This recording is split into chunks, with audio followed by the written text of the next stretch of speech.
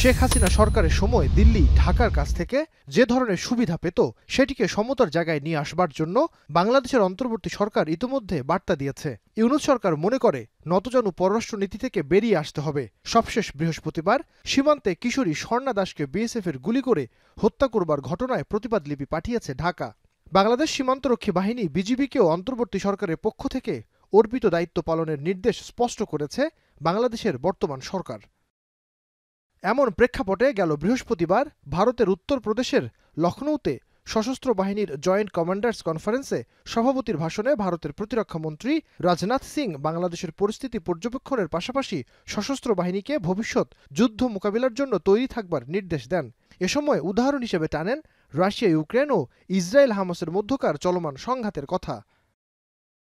ভারতের প্রতিরক্ষামন্ত্রীর এমন বক্তব্য বাংলাদেশকে অবাক করেছে উল্লেখ করে পররাষ্ট্র উপদেষ্টা মোহাম্মদ তৌহিদ হোসেন বলেন, ভারতের সাথে বাংলাদেশের যুদ্ধাবস্থা নেই, আর বাংলাদেশের পরিস্থিতিও ইউক্রেন বা হামাসের মতো নয়। তবে ঢাকা দিল্লির এই নির্দেশনা পর্যবেক্ষণে রাখবে। কোনো অবস্থাতেই মনে করি না যে ভারতের সাথে আমাদের কোনো যুদ্ধবিগ্রহ হওয়ার সম্ভাবনা আছে। উনি এটা কি তার নিজের দেশের কনজাম্পশনের জন্য বলেছেন কিনা সেটা আমাদের বুঝতে হবে। আর উনি যেভাবে বলেছেন এটা বিটিং অ্যারাউন্ড দ্য বুশ অনেকটা, কারণ ইউক্রাইনের যুদ্ধের কারণে তো ভারতের যুদ্ধ প্রস্তুতির আমি কোনো প্রয়োজন দেখি না, বা হামাসের সাথে যে সমস্যা হচ্ছে তাতে করেই বা ভারতের অন্ততপক্ষে এখানে কি সম্পর্ক। আর এর সাথে ইউক্রেন এবং হামাসের সাথে বাংলাদেশ কী করে তুলনীয় হয় এটাও আমার বোধগম্যতার বাইরে। আমি কোনো নিজার্ক রিয়াকশন দেখাতে চাই না। আমরা অবশ্যই এটা দেখবো যে উনি কেন এরকম কথা বলেছেন। এ সময় পররাষ্ট্র উপদেষ্টা জানান, জাতিসংঘের অধিবেশনে অংশ নিতে প্রধান উপদেষ্টার বহর হবে সর্বোচ্চ 10 থেকে 12 জনের। নরেন্দ্র মোদীর সাথে বৈঠক এখনও নিশ্চিত নয় বলেও জানান তিনি।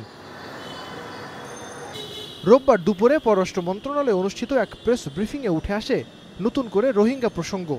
বাংলাদেশের অবস্থান জানতে চাইলে তিনি বলেন, জাতিসংঘের শরণার্থী বিষয়ক সংস্থা রোহিঙ্গা নেবার পক্ষে থাকলেও বাংলাদেশ আর একজন রোহিঙ্গাকেও আশ্রয় দেবার পক্ষে নয়। সামর্থ্যের কারণে তাদের সবাইকে ফেরত পাঠানো যাচ্ছে না উল্লেখ করে তৌহিদ হোসেন বলেন, সীমান্তরক্ষীরা তাদের ফেরত পাঠাতে সর্বোচ্চ চেষ্টা করছে।